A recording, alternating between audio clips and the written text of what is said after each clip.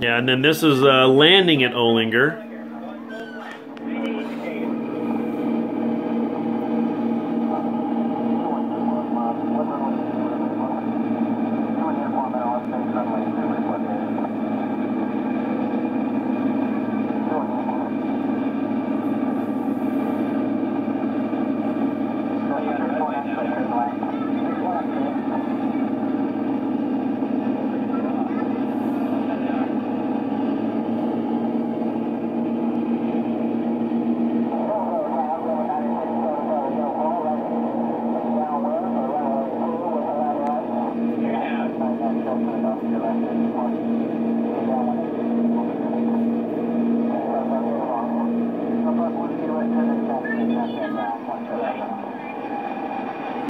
Okay, Dad, so 75, tell us what happened that year. This is still flying 6-1 Charlie, 1955 Cessna 310. So, what happened? Okay, well, starting off after I got my instrument rating, which was back in 74, we started flying, and we took, these are a bunch of guys that was working at 2 Block at the time, and we all loaded up and flew down to Reno, spent 3 days partying and having fun, and came on back, had to make an instrument approach to get back into Hillsboro, but that worked out okay. And then as we move along, we took a lot of trips, and mostly instrument rated, because I wanted to continue to improve that. And then we flew up to Puyallup one time, up there I was doing business, and I had a horrible approach in there. There was a crosswinds about 30 knots, but made the landing okay in Seattle area. Returned to Olinger, and then planned our trip. We were going to go back to Greenville and do a little business on the way, because our company had a plant in Mattoon. So we loaded up the plane and departed for the east, and our first stop was going to be Pocatello, and made one of my early ADF approaches into Pocatello was IFR most of the way from the Olinger, Portland area to Idaho there, and made an okay landing.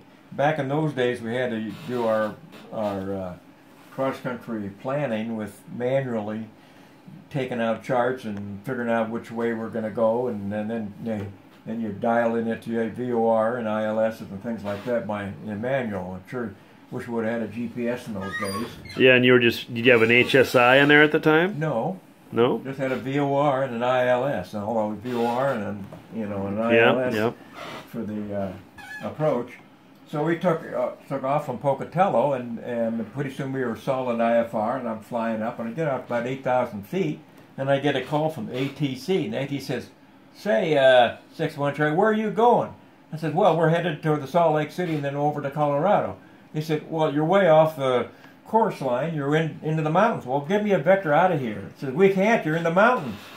I said, "Oh, crap." I was panicked, so I started doing a circle, thinking, here I am, solid IFR, in the middle of the Rocky Mountains at 8,000 feet, and any time I could just run into a mountain, it'd be there. Anyway, I started doing 180s and 360s up until I got to about maximum climb? Climbing at 11,000 feet, and broke out at about 11,000 feet, and called ATC, and then made a thing back to the correct course. What I'd done was, I'd used the wrong course out of Pocatello at 130 degrees, and it should have been 170. Well, anyway, so we got to the Salt Lake City area, and then I was making a turn to go over toward Colorado, and as we were going over the top of the mountains, it was kind of bumpy and lots of cumulus clouds, and then went into one, and all of a sudden it went, and I picked up about 3/4 of an inch of ice in just a matter of seconds. So I called up ATC and said, "I'm picking up ice. I don't think I can hold my altitude." And they said, "Okay, make a descent and you'll go into Amarillo." And I said, "Okay." So I started descending down and got down to about 9,000 feet, and the ice started breaking off. And then as I broke out, before I got to Amarillo, I decided, well, I'll just continue on to Akron, Colorado, which I did. And we landed there, and then gassed up and took off. For our next stop was in Greenville. Went to Well, hey, Dad, we're just backing up a second. You know, when you're in a situation like that, you know, sometimes people will get a little bit panicky. And so, you know, the key thing there is to keep your wits about you. So, you know, when you were realizing that, what were you feeling as far as inside versus what you were doing? You know, how were you able to manage the fear factor? Well, I guess you just you know, you follow the rules and keep the airplane flying. And you know, I didn't feel like I was losing control of the aircraft, even though the windshield was totally covered with ice. I had the instruments on board; everything was running okay. And talked to ATC. I knew I was in a cumulus. It wasn't like it was all over the place. And so, and it was in the summer, so I knew if I got a lower altitude, the ice would come off. So I didn't panic about it, but I was concerned. And they gave me lower altitudes right away, and then the ice did in fact come off, and I broke out of the clouds, you know, maybe 2,000 feet above ground, and then I decided to continue on to my destination, which I did. It was a pretty, you know, something you remember. Well, and getting lost in the mountains, that was probably a little scarier even than the ice. So anyway, we got into Greenville over there and spent some time with the family, Charlene's family, and then Jeff and I took off for Orlando, Florida, and we got to there and enjoyed Sealand and fiddled around for a couple of days, and then headed back to Greenville, and interesting too because we picked up a little bit of stuff going from Orlando to McGuire, and then to Mobile, Alabama, and then on into Houston and Vegas, and then on home. And about that time, I was apparently having some problem with my left engine, because after a couple of more trips, it turns out that I ended up noting I'm getting a new engine. And that's, I don't have the original logs on, so I'm not sure what happened with that. We did a Roach Harbor and return, and then we bought some property up at Roach Harbor, and then got back in and got checked out in a Piper Cherokee while the engine was getting done, and flew that Cherokee over to our manufacturing plant in Madras, Oregon, and used it for that a couple of times, and then even had Charlene fly it a little bit. And that pretty well took care of our 1975 flying. Lots of instrument work, and felt yeah, that one trip alone, according to your logbook there, you put in about 40 hours of flight time. And you know, so you've done a lot of East Coast flying with all those thunderstorms, and back in those days, you know, people weren't quite as careful around thunderstorms as they are today. No. And but those things were pretty lethal. There's no doubt about it. So. Okay. Going through the checklist for takeoff. Attitude. No. Gas. Nice, Dad. Brakes. Mags. Battery. Boost pumps.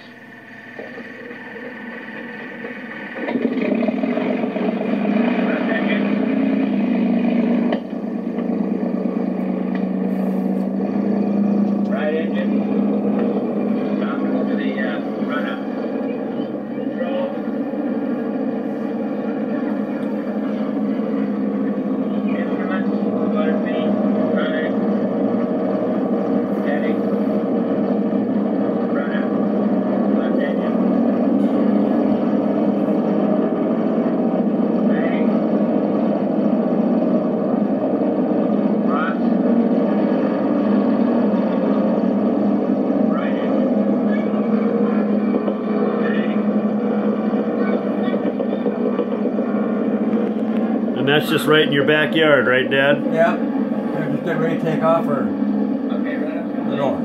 You got Mom in the back seat with the Super 8 film there.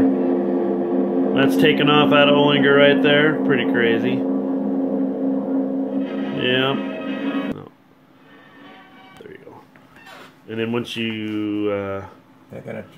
got over to Ocean Shores, so this is going to Ocean Shores. Yeah, I think this one is. But that's kind of the view out of the right wing taking off. So there's a lot of fields there if you had to put it in a field. Yeah, that was a good thing. Yeah. No trees. Yep. So that's in the Willamette Valley. Now here's landing Ocean Shores. Yeah. And in those days they had a golf course right over the next to the runway. Get that volume, Dad. See what you got here. Yeah, and this runway no longer exists. Yeah.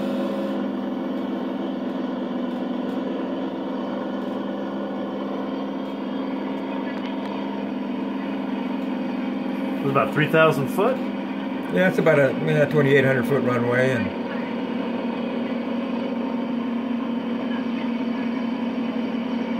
yeah, and that was cool because you could just walk right over. yeah.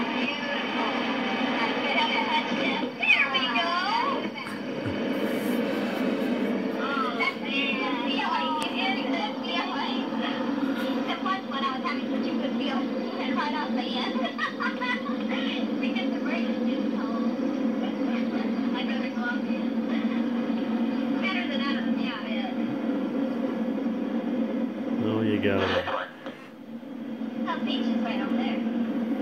Yeah, and this parking lot I remember was not very big. I think you'd taxi into it. Yeah, you have to go down behind some hangars. And yep, the main road. Pretty shaky. There's Ocean Shores over there.